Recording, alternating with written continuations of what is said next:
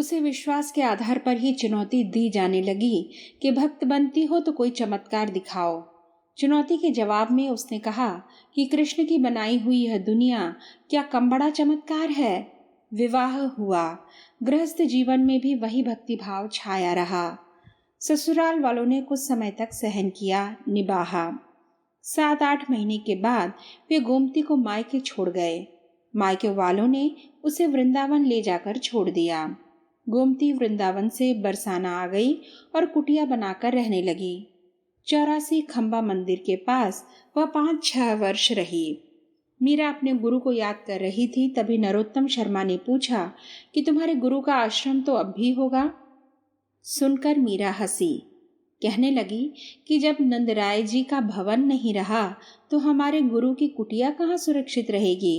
उनका आश्रम हमारे हृदय में है। फिर उसने स्वगत ही बताया कि उनके भवन के पास ही भागवत हो रही है। 30-35 मिनट दौड़ने के बाद महावन आ गया।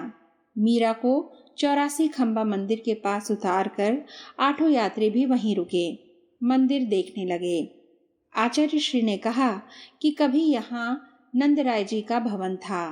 नंदराय यानी भगवान कृष्ण के अभिभावक पिता। वसुदेव भगवान कृष्ण को सीधे यहीं लाए थे। लोगों का ऐसा विश्वास है। मंदिर में काफी लोग आ जा रहे थे। महावन या गोकुल की आबादी ज्यादा नहीं है। जितने घर हैं उनसे ज्यादा मंदिर और सरोवर हैं। अब तो 50% सरोवर, कूप और कुंड सूख गए हैं। देवालयों का अस्तित्व भी खंडर में बदल गया।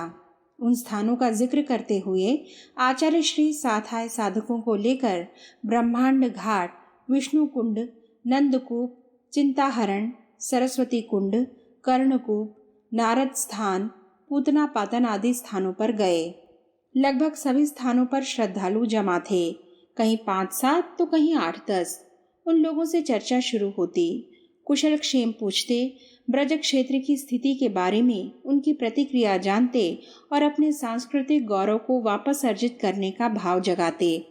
अपनी गौरव गरिमा को कैसे वापस लाएं, क्या करें आदि जिज्ञासाओं से गुजरते हुए आचार्य श्री मथुरा में होने वाले सहस्त्र कुंडीय गायत्री महायज्ञ की सूचना देने लगते। उस आयोजन में आने के लिए निमंत्रित करते, अनुरोध करते कि यज्ञ में आहुति देने के लिए स्वयं भी नियमित गायत्री जप करें। 1 माला, 2 माला, 5, 7 या 10 माला, जैसी स्थिति हो उतना जप करें। अपना नाम, पता गायत्री तपोभूमि मथुरा में लिखा दें। जरूरी नहीं कि अभी ही संकल्प किया जाए, घर लौटकर भी संकल्प भेजा जा सकता है। इतना कहकर साथ लाया परिपत्र बांट देते। साथ चल रहे साधक 2-3 अवसरों पर तो देखते रहे। फिर उन्होंने भी स्वतंत्र रूप से संपर्क आरंभ कर दिया। लोगों से बात करते, जिज्ञासा जगाने, कसक उत्पन्न करने और महायज्ञ की सूचना देने का अभ्यास 2 दिन में ही प्रगाढ़ हो गया। तपोभूमि लौटते हुए 8 साधकों का मुखमंडल आत्मविश्वास से दमक रहा था। तीर्थराज पुष्कर, प्रयाग की तरह पुष्कर के साथ भी राज शब्द लगता है। पुष्कर राज। सहस्त्र कुंडी महायज्ञ से पहले जिन 24 स्थानों पर गायत्री यज्ञ और सम्मेलन होने थे, उनमें पुष्कर भी एक था। उन 5 स्थानों में तो अन्यतम ही कह सकते हैं जहां आचार्य श्री को जाना था। राजस्थान के तमाम कार्यकर्ताओं को यहां बुलाया गया था। अन्यतम इसलिए भी कि भारत में ब्रह्मा का एकमात्र मंदिर यही है। पौराणिक आख्यानों के अनुसार इसी स्थान पर गायत्री का प्रादुर्भाव हुआ। ब्रह्मा के मंदिर से कुछ हटकर पहाड़ी की चोटी पर उनका मंदिर है। सरोवर के एक पार्श्व में सावित्री का मंदिर है। गायत्री आदिशक्ति का अध्यात्म पक्ष और सावित्री उसी महाशक्ति के लौकिक का अधिष्ठान। बीच में सृजन के अधिष्ठाता देव ब्रह्मा। संवत 2016 की कार्तिक पूर्णिमा से 3-4 दिन पहले आचार्य श्री यहाँ पहुंचे। तब पुष्कर का प्रसिद्ध कार्तिक मेला भी चल रहा था। सैकड़ों लोग यज्ञ सम्मेलन में भाग लेने आए थे। सहस्त्र कुंडीय महायज्ञ के लिए साधक सहयोगी तैयार करने का संकल्प लेना भी आयोजन में सम्मिलित होने का एक उद्देश्य था। आचार्य श्री का सानिध्य तो एक विशिष्ट कारण था ही। 5-7 प्रमुख कार्यकर्ता 8-10 दिन पहले ही पुष्कर पहुंच गए। आचार्य श्री ने आते ही लगभग 2 घंटे तक उनसे तैयारियों के संबंध में बातचीत की। कुछ देर विश्राम के बाद वे पुष्कर तीर्थ का अवलोकन करते निकले। आचार्य श्री का मत था कि अजमेर से पुष्कर के बीच 10-11 किलोमीटर का जो रास्ता है उसे पैदल ही पार किया जाए। पहाड़ी को नाग पर्वत कहते हैं। समय और स्थिति को देखते हुए वह विचार स्थगित कर दिया। पहाड़ी योग की धारणा के अनुसार तीर्थ का मेरुदंड है, जिस स्थापना के कारण तीर्थ का नाम पुष्कर पड़ा। वह मेरुदंड कमल के ऊपर खिला सहस्त्रदल कमल है। पद्म पुराण में ब्रह्मा के हाथ से कमल का फूल गिरने, वहां सरोवर बन जाने और उसी स्थान को यहाँ के लिए चुन लेने की घटना का यौगिक अर्थ है। इलाका सूखा है, पानी कम बरसता है, लेकिन तीनों सरोवर लबालब भरे थे। तीनों सरोवरों में प्रमुख प्रधान के किनारे आचार्य श्री रुके। वे घुटनों घुटनों गहरे पानी तक गए और आचमन आदि कर वापस आ गए। कुछ देर के लिए सरोवर के किनारे चुपचाप बैठ गए। साथ आए कार्यकर्ताओं ने उनसे कुछ कहना चाहा। आचार्य श्री ने उन्हें चुप रहने का संकेत किया। पुष्कर का मेला शुरू हो गया था और लोगों की चहल पहल बढ़ने लगी थी। वे सरोवर तक भी आते, लेकिन आचार्य श्री जिस स्थान पर बैठे थे वहां एकांत था। इक्का दुक्का लोग ही वहां आ जा रहे थे। वे भी चुपचाप स्नान आचमन आदि करके चले जाते, किसी को कुछ कह नहीं रहे थे। आचार्य श्री देर तक सरोवर के किनारे बैठे रहे। वे बीच बीच में सामने ब्रह्मा के मंदिर की ओर देख लेते। ब्रह्मा का मंदिर ऊंचाई पर स्थित था। मंदिर के संबंध में पौराणिक आख्यान है कि इस क्षेत्र में वज्रनाभ नामक राक्षस रहता था। उसके आतंक को समाप्त करने के लिए ब्रह्मा ने यज्ञ करने की ठानी। पौराणिक उल्लेखों के अनुसार असुरों का संहार करके ही उन्हें नष्ट किया जाता है। ब्रह्मा ने यज्ञ का निश्चय किया। वे कमल लेकर इस क्षेत्र में यज्ञ के लिए आए। वज्रनाभ ने इस अनुष्ठान में बाधा डालने की कोशिश की। ब्रह्मा ने उसे सावधान किया, चेतावनी दी और समझाया भी सही, लेकिन वज्रनाभ पर इसका कोई असर नहीं हुआ। वह उत्पात मचाता ही रहा।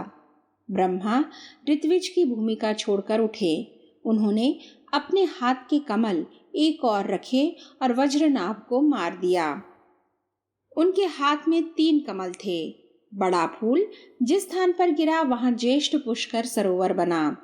बाकी 2 पद्म स्थानों पर बूढ़ा और छोटा पुष्कर बना। तीनों सरोवर इसी नाम से पुकारे जाते हैं। ज्येष्ठ पुष्कर के किनारे बैठकर आचार्य श्री के मानस में यह वृत्तांत उभर रहा था। कुछ देर बैठे रहने के बाद वे उठे। कुछ ही कदम पर क्षेत्र के कार्यकर्ता भी चुपचाप बैठे थे। वे भी उठकर साथ हो लिए। आचार्य श्री बिना कुछ कहे ब्रह्मा जी के मंदिर की ओर बढ़ने लगे। वे चुपचाप चले जा रहे थे। साधक कुछ कहना चाहते थे, लेकिन आचार्य श्री ने चुप्पी साध रखी थी। उनके मौन को देखकर साधकों को अपनी इच्छा दबानी पड़ रही थी। मंदिर की सीढ़ियां चढ़ गए, भीतर प्रवेश किया। वहां देव दर्शन के समय भी वे चुप ही रहे। ब्रह्मा के विग्रह को प्रणाम करते हुए उनकी दाईं ओर स्थित सावित्री का दर्शन किया। उसके बाद बाईं दिशा में स्थित गायत्री के विग्रह को गौर से देख रहे थे तो एक विचित्र घटना घटी। लगभग विलाप सी करती हुई एक महिला उनके पास आई और चीखने चिल्लाने लगी। वह क्या कह रही थी कुछ समझ नहीं आ रहा था। आचार्य श्री उसे निरीह भाव से देखने लगे। चीखती चिल्लाती आई महिला कहीं हमला न कर दे, इस डर के साथ आए कार्यकर्ताओं ने आचार्य श्री के आसपास घेरा बना लिया। महिला का विक्षिप्त विलाप रोकने के लिए वे पूछने लगे कि क्या हुआ माई, क्या चाहती हो। साधकों की बात वह समझ नहीं पा रही थी। उसका रोना धोना और चीखना चिल्लाना भी किसी को समझ नहीं आ रहा था। बहरहाल वह चिल्लाए जा रही थी। बीच में कुछ आक्रामक भी दिखाई देने लगती। कुछ ही मिनट यह दृश्य चला। शोरगुल सुनकर महंत के कार्यालय से कुछ कार्यकर्ता निकलकर आए। उन्होंने उस महिला को संभाला। संभालते हुए वे बता भी रहे थे कि यह पागल नहीं है और ना ही किसी को परेशान करती है। कभी कभार इस पर दौरा पड़ता है। विक्षिप्त सुनंदा। आचार्य श्री ने उसके बारे में जानना चाहा। मंदिर के कार्यकर्ता विशेष जानकारी नहीं दे सके। प्रबंधकों ने बताया कि उस महिला का नाम सुनंदा है। लोग उसे राजमाता कहते हैं। वह आबू के पास किसी जागीरदार घराने की कुलीन महिला है। विक्षिप्त प्राय अवस्था में भी उसकी राजसी ठसक दिखाई देती थी। उसके कपड़े साफ सुथरे थे। विलाप करते हुए वह रोष भी जता रही थी, लेकिन उसकी भाषा में मर्यादा थी। उसने अपशब्दों का कहीं प्रयोग नहीं किया था। सुनंदा नामक उस महिला के साथ एक त्रासदी हुई थी।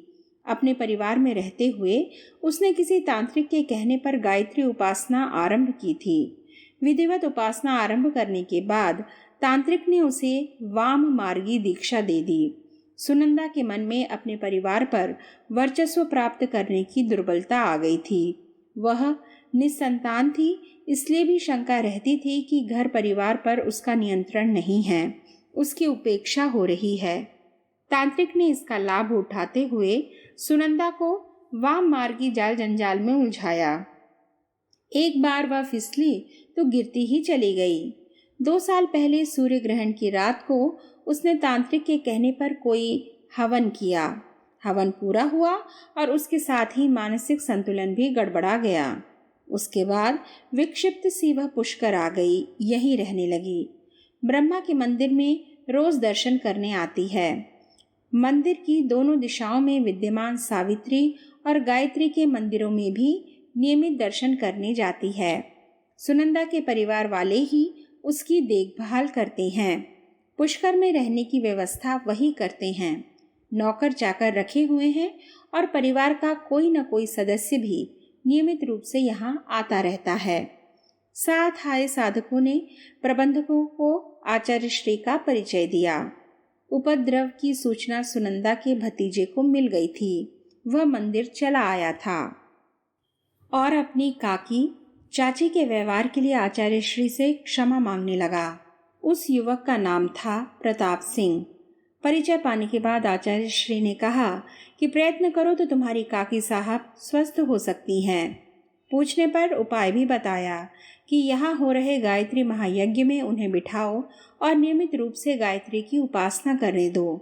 40 दिन में वह पूर्ण स्वस्थ हो जाएंगे। प्रताप सिंह आसानी से तैयार नहीं हुआ। पुष्कर में गायत्री और सावित्री की कथाएं बड़ी विचित्र हैं, समझ में नहीं आती। फिर इसकी आराधना ने ही तो काकी साहब का दिमाग खराब किया। हम जोखिम नहीं ले सकते। आचार्य श्री ने निर्णय प्रताप सिंह पर ही छोड़ते हुए समझाया कि गायत्री आद्य शक्ति हैं, वेद माता हैं। उसकी उपासना में अनिष्ट का कोई भय नहीं है। औषधियां रोगी को जीवन देती हैं, लेकिन उन्हें तैयार करने की विधि विषाक्त हो तो वैद्य को भी कुष्ठ रोगी बना देती हैं। समझाने से प्रताप सिंह पर थोड़ा असर हुआ। आचार्य श्री ने कहा, हजारों लाखों लोग गायत्री की उपासना करते हैं, किसी का अनिष्ट नहीं हुआ। तुम्हारी काकी साहब से ही भगवती को क्या बैर था। इन बातों ने प्रताप सिंह का मन बदल दिया। आचार्य श्री ने प्रयोग के तौर पर सुझाव दिया कि सामने गायत्री मंदिर है। वह भारत में मौजूद 51 शक्तिपीठों में है। सती की दोनों कलाइयां मणिबंध यहाँ गिरी थीं। जाओ, श्रद्धा से वहां तुम खुद अपनी काकी माँ की कलाई में रक्षा सूत्र बांध कर आओ। देखो, सुधार के लक्षण तुरंत दिखाई देने लगेंगे। प्रताप सिंह को थोड़ा भरोसा बना। उसने गायत्री मंदिर में रक्षा सूत्र बांध कर लाने के बाद सुनंदा को यज्ञ में शामिल करने का भी निश्चय कर लिया। आचार्य श्री के शिविर का पता ठिकाना भी उसने पूछ लिया था।